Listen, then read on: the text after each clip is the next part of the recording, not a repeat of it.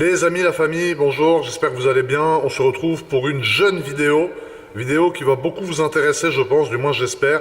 Et c'est une vidéo qui, moi, me tenait particulièrement à cœur de faire, que je suis très fier aussi de faire, parce qu'aujourd'hui, je vais vous présenter un des patrimoines de Monaco, qui n'est pas forcément le patrimoine le plus exposé sur les médias, parce que c'est assez récent que tout ça soit exposé sur les médias, les réseaux sociaux, mais que moi, du coup, je vais vous présenter, accompagné de Valérie qui se trouve là. Salut Valérie, comment ça va? Salut JMK, bah super. Ça va, tout va bien? Ouais, ravi de t'accueillir ici. Bah, c'est très gentil, merci beaucoup. Je suis super content moi aussi de venir. C'est un jeune honneur pour moi de présenter cette collection de voitures qui, comme je disais, est un patrimoine du coup de Monaco. Ouais. Et que voilà, j'ai une chance incroyable de pouvoir présenter. Et toi, du coup, tu es la directrice, c'est toi qui dirige en fait, qui t'occupe de toutes ces voitures là. C'est toi vraiment qui chapeaute tout en ce qui concerne la collection de voitures du Ouais, Prince. c'est ça, ouais. Voilà. En fait, oui, et puis je suis là aussi pour essayer d'animer en fait toute cette collection, de la faire vivre, de faire venir les gens, Bien sûr. d'essayer en fait de faire des expos temporaires, Bien sûr.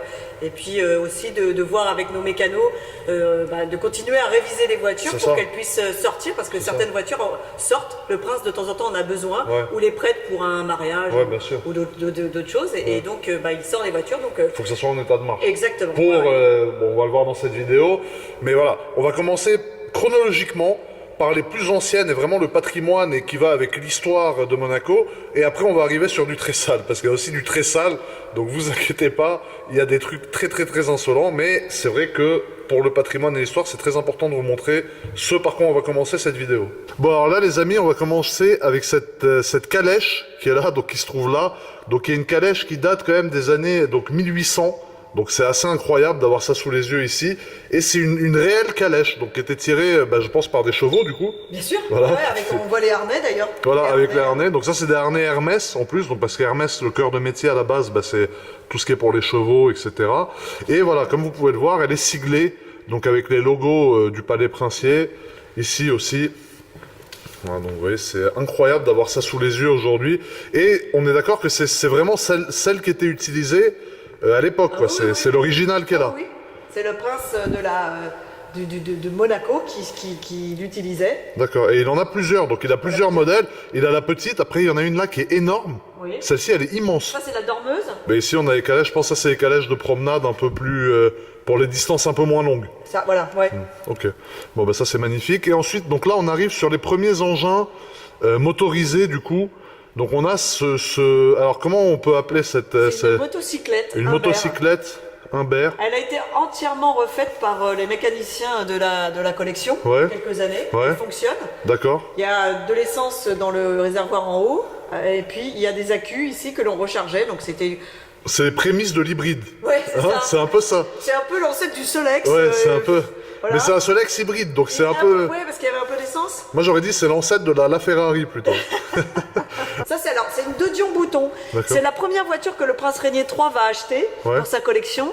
Il D'accord. l'achète dans la fin des années 50 Ouais. et dans la fin des années 60, il va faire un rallye que l'on appelle le rallye London-Brighton qui existe D'accord. toujours D'accord. avec cette voiture. Incroyable. Donc là, ok, donc on a... Donc ça c'est surtout des Renault. Ah, là on a une Rolls quand même. Une Silver Ghost. Elle est impressionnante. Full black comme ça, avec les jantes noires. C'est drôle parce qu'à l'époque, il y avait à peu près les mêmes looks que ce qu'on essaye de refaire aujourd'hui en fait. C'est-à-dire ça c'est full black, jantes noires. Tandis que lui par exemple, il a les jantes couleur plus cuivrées. Ouais, c'était ça, Voilà, c'est bois. Hein, c'était voilà, du bois. en fait. Et c'est dingue parce que voilà, lui il a les jantes alu. Donc c'est vraiment genre, je sais pas, je trouve que ouais, on faisait déjà la même chose à l'époque quoi. Ah, ouais. Alors ça m'intrigue beaucoup. Ça c'est vrai que je voulais leur montrer. Donc ça qu'est-ce que c'est ça du coup? Alors Valérie ça, c'est une Leyat Elica. Ouais. C'est une personne, enfin c'est un monsieur qui, c'est Leyat qui faisait ça, qui faisait des moteurs d'avion et des avions. D'accord. Donc ça ressemble un peu à un avion. Mais ça vole pas. Il y a pas Alors, d'aile. non, ça vole pas. Ça roule juste. Ça roule très vite parce que ça pouvait atteindre jusqu'à 100 ou 110 km/h. Ouais. Il y en a eu 30 exemplaires de fait, mais Incroyable. alors c'était pas safe du tout. Bah ouais. Donc du coup, ça n'a pas eu de succès. Ça n'a pas eu de succès. Bah j'imagine. Parce que bon, ça monte à 110 km/h quand même. Et je pense qu'avec l'hélice, ça te projette un peu l'air quand tu es en train de conduire. Donc moi, j'aurais pas de problème de décoiffage. Parce que voilà, je pense que tu as constaté. Mais après, c'est vrai que si tu as des cheveux, ça peut décoiffer. Après voilà, ça c'est les ancêtres de la Peugeot, la Citroën. Incroyable. Et donc tout ça appartient au prince. Oui. C'est Alors, vraiment sa collection. Voilà. ça c'est la collection privée du prince Régnier III. D'accord.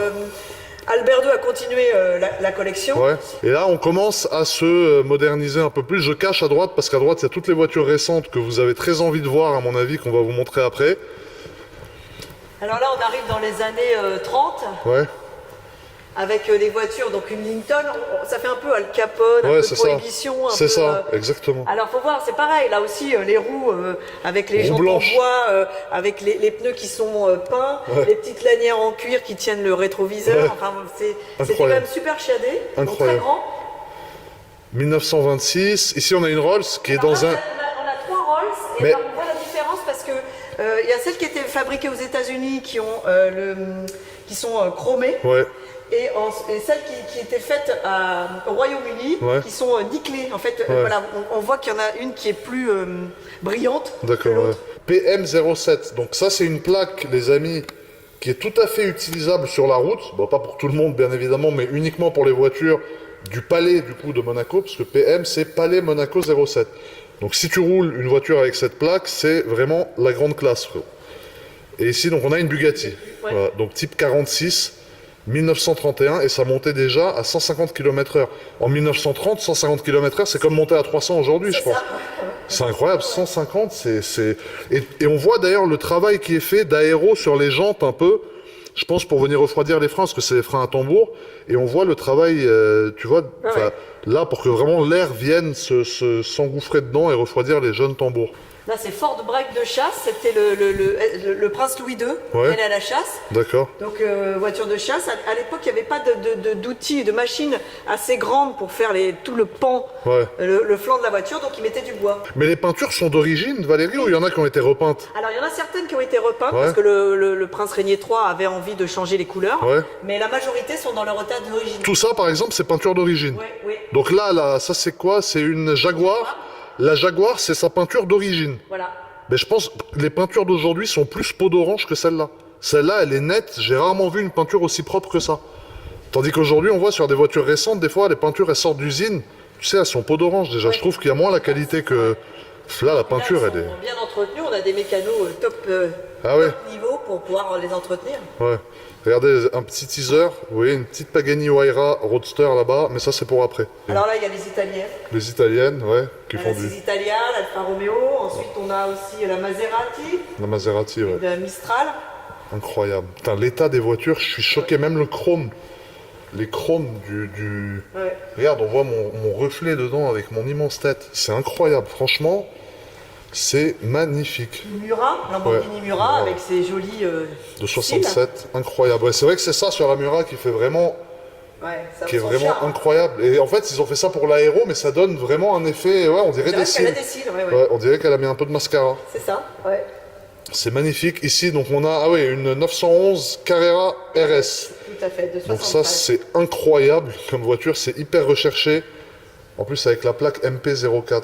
Ah, donc là, c'est MP, c'est plus PM.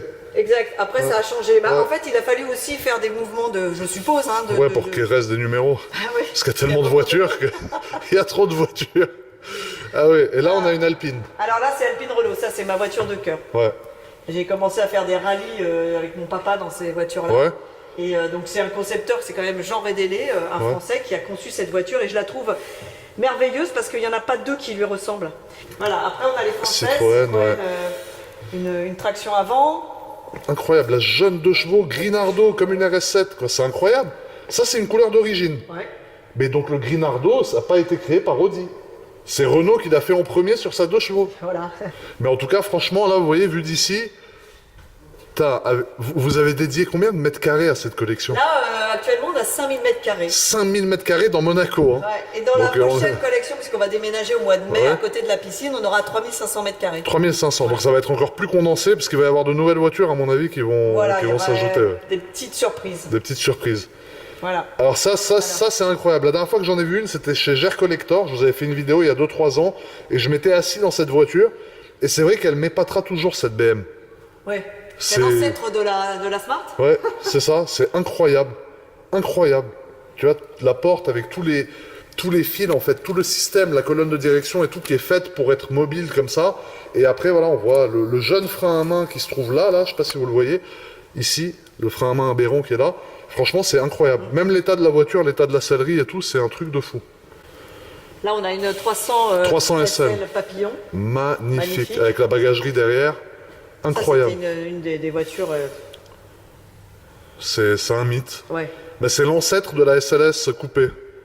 Pas Roadster, parce que la Roadster, elle n'a pas les portes papillons comme ça, mais la coupée, elle est même.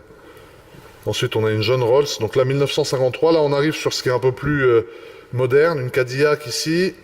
Nachilet, ça c'est très joli. Nachilet, ouais. C'est vrai que c'est beau, ça. C'est beau, hein. Avec les feux centrés comme ça, c'est très très beau. Avec le petit cuir bordeaux de... Ouais.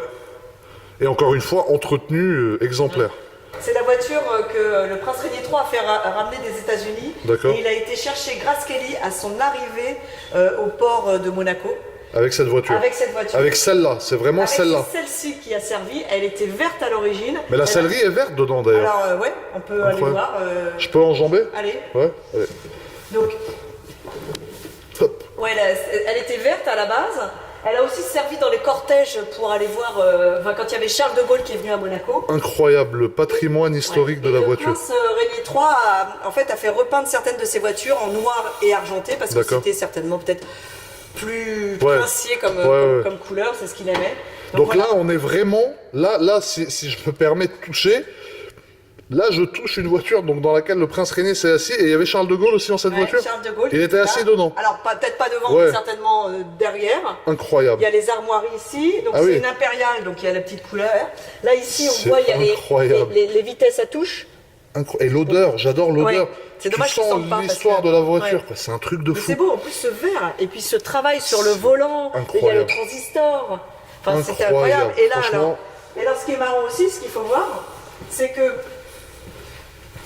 Tadala, gadget. Hop. Merde. Ah, c'est le réservoir. C'est le réservoir avec un mini bouchon pour une voiture aussi grande. Pour une voiture aussi grosse, c'est incroyable. C'est sympa, hein. C'est incroyable, franchement. Putain, je vais enjamber comme un fou.